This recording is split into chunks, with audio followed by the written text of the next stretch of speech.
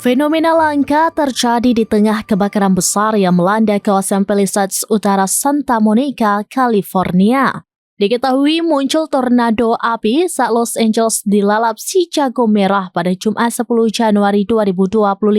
Dalam rekaman yang beredar, kobaran api, abu dan asap di lereng bukit menyatu dengan angin yang berputar. Dikutip dari Kompas.com, fenomena alami itu dikonfirmasi oleh Kepala Meteorologi Fox 11 Adam Quirk. Tornado api itu terjadi saat angin kencang bertemu dengan aliran udara panas dari api yang membara. Akibatnya muncul pusaran udara mirip tornado diikuti dengan api yang menyala-nyala. Sebagai informasi, kebakaran yang terjadi sejak Selasa 7 Januari 2025 itu turut menghanguskan lebih dari 10.000 properti. Cuaca kering dan angin kencang turut memperparah situasi dan menghambat pemadaman api. Selain itu, curah hujan yang rendah di Los Angeles turut memperburuk kondisi. Rendahnya kelembapan udara di wilayah tersebut bak menciptakan bahan bakar alami untuk kobaran api.